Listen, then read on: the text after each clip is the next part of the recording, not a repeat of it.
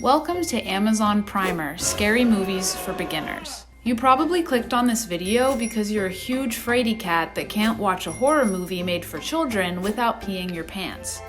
By the end of this marathon, you'll walk away with the knowledge, guts, and bladder control to jump into 4 new Blumhouse movies coming to Amazon Prime Video just in time for spooky season.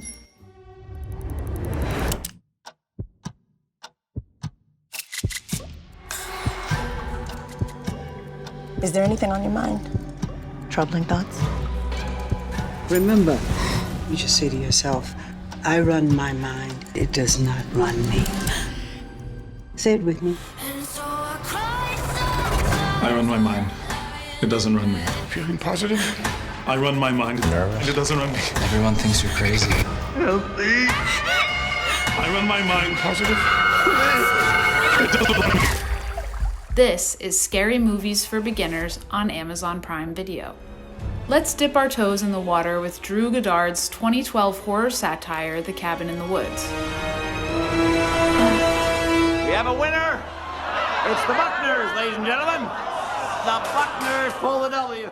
Cabin in the Woods follows a group of college students taking a weekend trip out to a deserted cabin in the forest. It quickly becomes clear that their trip is being manipulated by a mysterious lab of underground technicians dedicated to killing the group in a bizarre ritual involving classic horror movie tropes. That's not fair. I had zombies too. Yes, you did. Yes, you had zombies. But this is zombie redneck torture family, see? They're entirely separate species. It's basically a meta-narrative poking fun at the genre. This movie is really fun just for its sheer volume of references alone.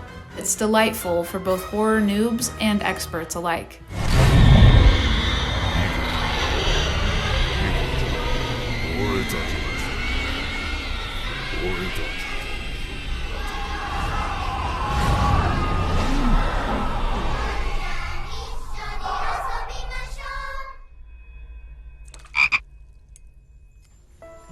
そして今、キコの魂はこのカエルの中で幸せに生き続けていく。イエーイ！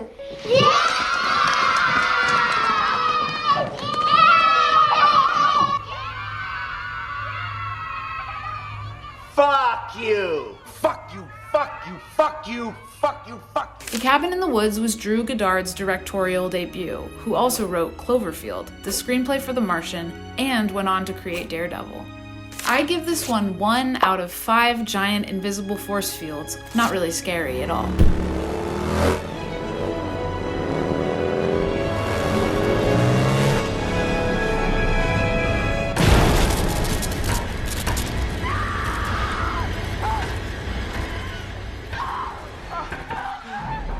Next, check out a classic Dracula movie with Werner Herzog's 1979 film NOSFERATU the Vampire.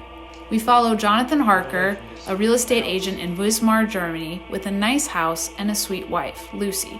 Everything's going fine until one day his crazy boss sends him all the way out to Transylvania to close a deal with an interested buyer, Count Dracula, played by longtime Herzog collaborator Klaus Kinski.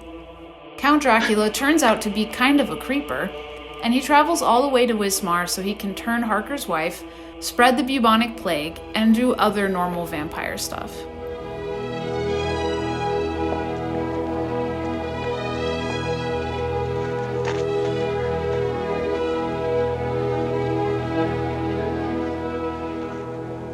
Kinski's performance as Dracula ranges from creepy intimidating to creepy pathetic, and I'm really into it. Can you imagine enduring centuries, experiencing each day the same futile things? NOSFERATU the Vampire was directed by the OG Werner Herzog, who started work on the film the same day Count Dracula became public domain. This guy's entire filmography slaps, with highlights such as Fitzcarraldo, Grizzly Man, Bad Lieutenant, Port of Call, New Orleans, as well as a minor role on The Mandalorian, to name just a few. I give NOSFERATU the Vampire 2 out of 5 sad Draculas. Creepy, but not scary.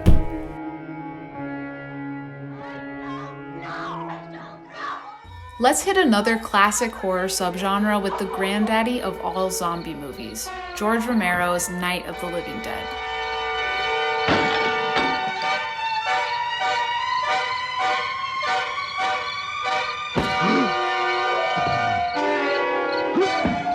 Night of the Living Dead follows a group of strangers trying to ride out the zombie apocalypse together on a farm in the middle of nowhere. Pennsylvania, the Butler County Sheriff has verified that reports of murder victims being partially eaten by their slayers is true. No further details available at this time. What follows is the creation of every single zombie movie trope you've ever seen. You've got your protagonist who just wants to get out of this alive, the naive but helpful guy, the guy who is clearly going to betray you, the person stupidly protecting their family member that has been bitten, the iconic zombie arms bursting through the window bit. This movie did it all. It's also a pretty timeless narrative about the breakdown of social order in the face of a mysterious pandemic that prevents us from seeing one another's humanity. For me, the scariest part of Night of the Living Dead is that the zombies in it seemed really good with tools and trying to use doorknobs. We're basically no better than them at that point. Night of the Living Dead was directed by horror genius George Romero, whose legendary career spans 4 decades. He followed up Night of the Living Dead with more horror classics like Dawn of the Dead, Day of the Dead, and Martin. I give this one 3 out of 5 zombie hands pawing at you from a broken window.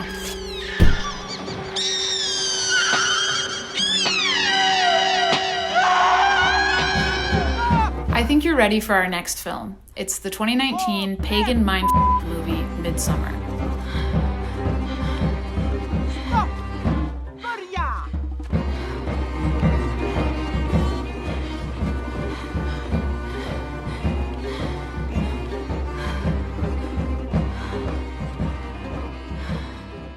MIDSOMMAR stars Florence Pugh as college student Danny, whose sister kills herself and their parents at the very beginning of the film. Yikes. To get over her loss, Danny decides to join her anthropology major boyfriend Christian and his classmates on their trip to a remote Nordic pagan community to observe their once every 90 years midsummer ritual. As it turns out, pagans go really hard, and all the sunshine and psychedelic drugs soon give way to terror.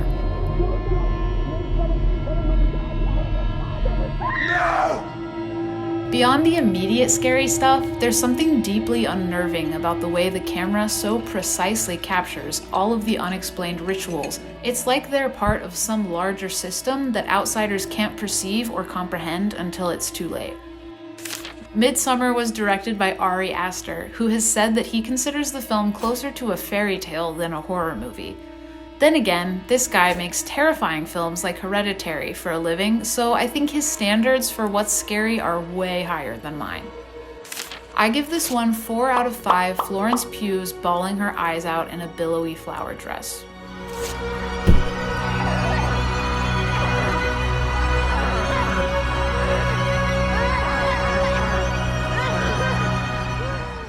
Strap in for our last pick.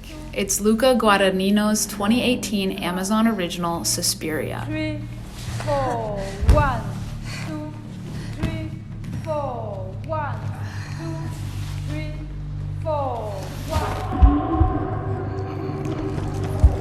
1. A remake of Dario Argento's 1977 all-time classic, Suspiria follows Dakota Johnson as young American dancer Susie, who's moved to Berlin to join the all-girls dance school of her dreams.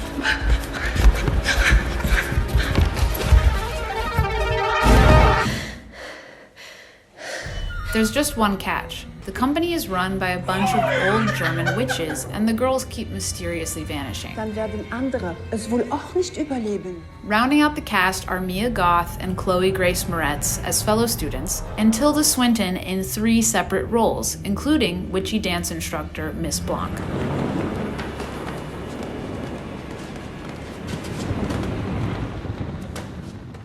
The piece will be called Wieder öffnen, open again. Allez. What really stands out to me about this movie is the body horror. Take a look at the way the edit and the sound design are used to depict this creepy psychic link between all the people in the school, the building itself, and the evil that lurks underneath.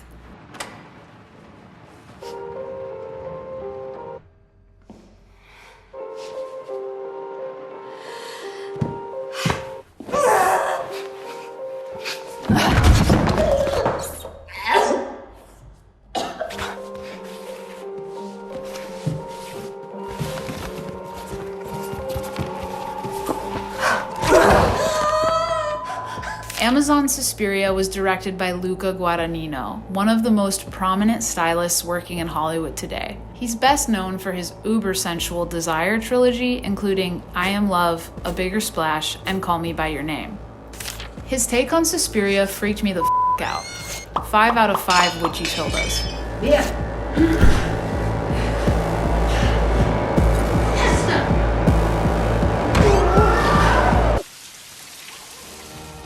Don't blink, always be streaming. Check out these awesome horror movies on Amazon Prime Video.